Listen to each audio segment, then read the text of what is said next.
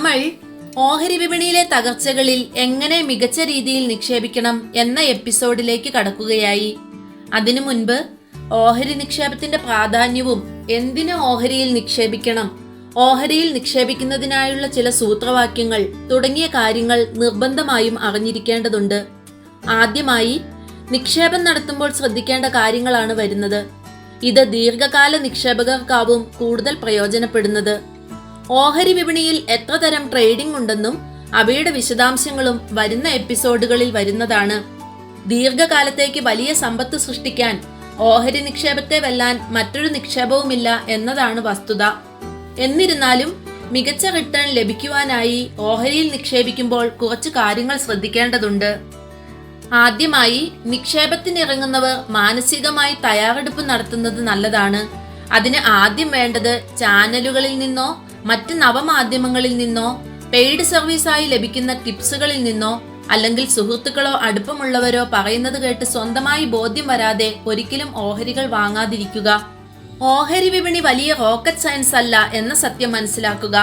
നമ്മൾ ചെറുപ്പം മുതൽ കണ്ടും പരിചയിച്ചും വളർന്ന നമ്മുടെ ചുറ്റിനുമുള്ള ബിസിനസ്സുകൾ തന്നെയാണ് ഓഹരി വിപണിയിലും കാണാൻ കഴിയുന്നത്. കുറച്ച് ഉദാഹരണങ്ങൾ നോക്കാം.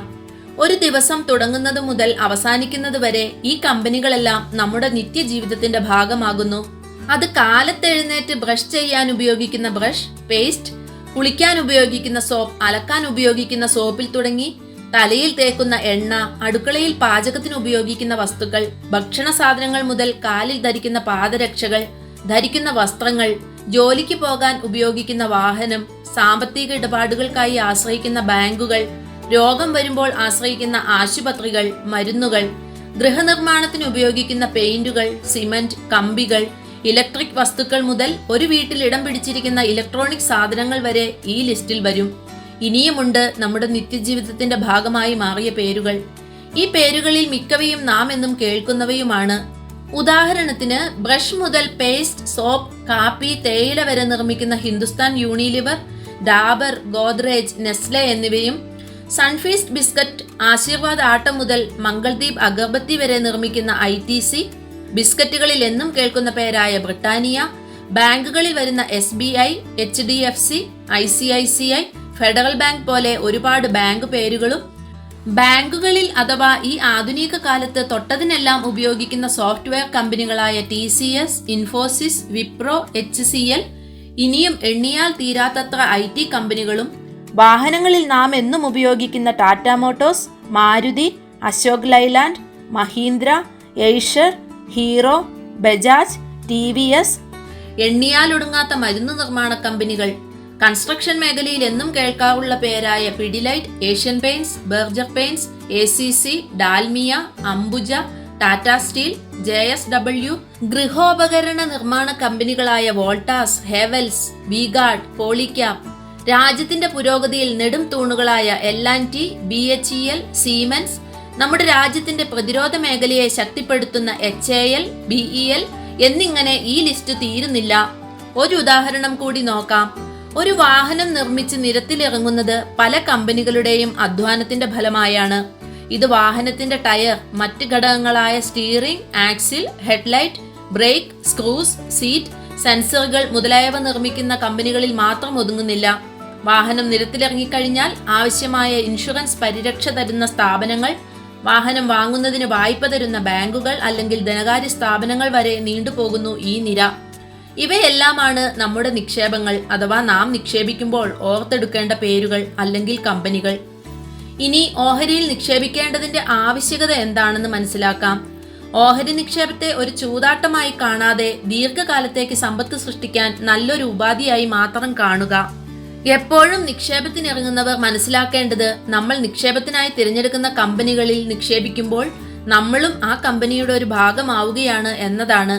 രാജ്യം സാമ്പത്തിക പുരോഗതി കൈവരിക്കുന്നതിനോടൊപ്പം നിക്ഷേപകരും സാമ്പത്തികമായി മുന്നേറുന്നതിന് ഇതിലും നല്ലൊരു നിക്ഷേപ മാർഗം മറ്റൊന്നില്ല. അതുപോലെ തന്നെ ദിനം പ്രതി വർദ്ധിച്ചു വരുന്ന നാണയപ്പെരുപ്പത്തെ അതിജീവിക്കാനും ഓഹരി നിക്ഷേപം മികച്ചൊരു സമ്പാദ്യശീലമാണ്. പലരും ഓഹരി വിപണിയെ ഇപ്പോഴും ഭയപ്പാടോടെയാണ് കാണുന്നത്. ഒരു ഉദാഹരണം നോക്കാം. നാം ബാങ്കുകളെ വിശ്വസിച്ച് പണം നിക്ഷേപിക്കുന്നു, പക്ഷേ നിക്ഷേപിച്ച ബാങ്കുകളുടെ ഓഹരികളെ ഭയപ്പെടുന്നു. പല കമ്പനികളും നിർമ്മിക്കുന്ന ഭക്ഷണ പദാർത്ഥങ്ങൾ ഒരു ഭയവുമില്ലാതെ ഉപയോഗിക്കുന്നു. എന്നാൽ അവ നിർമ്മിക്കുന്ന കമ്പനികളുടെ ഓഹരികളെ പേടിയാണ്. ഉപയോഗിക്കുന്ന വാഹനങ്ങളെ വിശ്വസിക്കുന്നു, പക്ഷേ നിർമ്മിക്കുന്ന കമ്പനികളെ വിശ്വസിക്കുന്നില്ല. രോഗം വരുമ്പോൾ ഡോക്ടർ എഴുതുന്ന എന്ത് മരുന്നും ഒരു ഭയവുമില്ലാതെ ഉപയോഗിക്കുന്നു, പക്ഷേ അവ നിർമ്മിക്കുന്ന ലോകോത്തര കമ്പനികളുടെ ഓഹരികളെ വിശ്വസിക്കുന്നില്ല. പലപ്പോഴും ഇതൊരു വിരോധാഭാസമായാണ് അനുഭവപ്പെടാറുള്ളത്. ഓഹരികൾ തിരഞ്ഞെടുക്കുമ്പോൾ എപ്പോഴും കണ്ടും കേട്ടും പരിചയിച്ചവ മാത്രം തിരഞ്ഞെടുക്കുക. നിക്ഷേപിക്കുന്ന കമ്പനിയുടെ ഉൽപ്പന്നം അഥവാ അത് ഏത് മേഖലയിൽ നിന്നുമാണെന്ന് നിക്ഷേപകൻ എപ്പോഴും അറിഞ്ഞിരിക്കണം. 100 കണക്കിന് മികച്ച കമ്പനികൾ ഉണ്ടായിട്ടും നിർഭാഗ്യവശാൽ പലരും ആശ്രയിക്കുന്നത് നിലവാരമില്ലാത്ത പെന്നി സ്റ്റോക്കുകളെയാണ് എന്നതാണ് വസ്തുത. 10 രൂപയിൽ താഴെ ട്രേഡ് ചെയ്യുന്ന നിലവാരമില്ലാത്ത ഓഹരികളെയാണ് പൊതുവെ പെന്നി സ്റ്റോക്കുകൾ എന്ന് പറയുന്നത്. ഇതുപോലെ തന്നെ നിക്ഷേപിച്ചവർക്ക് പൊതുവെയുള്ള ഒരു സംശയമാണ് തങ്ങൾ നിക്ഷേപിച്ച ഓഹരികൾ ഭാവിയിൽ കയറുമോ എന്നുള്ളത്. ഈ സംശയം ഇല്ലാതാക്കാൻ ആദ്യം വേണ്ടത് ക്ഷമയും തങ്ങൾ നിക്ഷേപിച്ച കമ്പനികളിലുള്ള ശുഭാപ്തി വിശ്വാസവുമാണ്. നിക്ഷേപത്തിനിറങ്ങുന്നവർ ഒരു കാര്യം ആദ്യം മനസ്സിലാക്കേണ്ടത് നമ്മുടെ രാജ്യം വളർന്നുകൊണ്ടേയിരിക്കുകയാണ്. പണ്ടത്തെ ഭാരതമല്ല ഇന്ന്. ലോകോത്തര കമ്പനികൾ ഇന്ന് രാജ്യത്തുണ്ട്. ലോകത്തെ പല വമ്പൻ കമ്പനികളെയും ഇന്ത്യൻ കമ്പനികൾ ഏറ്റെടുക്കുന്ന സ്ഥിതിവിശേഷമാണ് ഇന്നുള്ളത്. പല രാജ്യങ്ങളിലേക്കും ഇന്ന് പടക്കോപ്പുകൾ മുതൽ ഇലക്ട്രോണിക് സാധനങ്ങൾ വരെ കയറ്റി അയക്കുന്നു. വിദേശ കമ്പനികൾ ഭാരതത്തിൽ നിക്ഷേപമിറക്കാൻ ഇന്ന് ഒരു മടിയും കാണിക്കുന്നില്ല. ഒപ്പം ജനസംഖ്യയും ഉപഭോഗ സംസ്കാരവും വളർന്നുകൊണ്ടേയിരിക്കുകയാണ്. രാജ്യവും അതിന്റെ സാമ്പത്തിക ഭദ്രതയും ഒരിക്കലും പിറകോട്ട് പോകില്ല എന്നാണ് ഇതുവരെ കഴിഞ്ഞ കാലങ്ങൾ തെളിയിച്ചിട്ടുള്ളത്. ഇതുതന്നെയാണ് ഓഹരി വിപണിയുടെ മുന്നിലേക്കുള്ള ശുഭപ്രതീക്ഷയും. മറ്റൊന്ന്, ഇന്ത്യയിൽ ഇപ്പോഴും 4% മാത്രമേ സജീവമായി ഓഹരി നിക്ഷേപകരായിട്ടുള്ളൂ എന്നതും ഭാവിയിൽ ഒരുപാട് വളർച്ച നേടാൻ സാധ്യതയുള്ള ഒരു നിക്ഷേപ മാർഗമായി ഇവയെ മാറ്റുന്നതും ഇതെല്ലാം കൊണ്ടാണ്. കാര്യങ്ങൾ ഇങ്ങനെയൊക്കെയാണെങ്കിലും ഇതിനോടൊപ്പം തന്നെ സൂചിക നിലവിൽ വന്നത് മുതൽ ഒരുപാട് കമ്പനികൾ തകർന്ന് നിക്ഷേപകരുടെ സമ്പാദ്യം ഇല്ലാതാക്കിയ സംഭവങ്ങളും ഉണ്ടായിട്ടുണ്ട്. ഇത്തരം സംഭവങ്ങളെ എങ്ങനെ പ്രതിരോധിക്കാമെന്നും ഓഹരി വിപണിയിലെ തകർച്ചകളിൽ എങ്ങനെ മികച്ച രീതിയിൽ നിക്ഷേപിക്കാമെന്നും വരുന്ന വീഡിയോകളിൽ ഉണ്ടാകും. നമ്മുടെ ചാനൽ വളരെ ചുരുങ്ങിയ സമയം കൊണ്ട് 1000 സബ്സ്ക്രൈബേഴ്സിനെ നേടിയിരിക്കുന്നു. കൂടെ നിന്ന് സപ്പോർട്ട് ചെയ്യുന്ന എല്ലാവർക്കും നന്ദി. Kindly like, share and subscribe.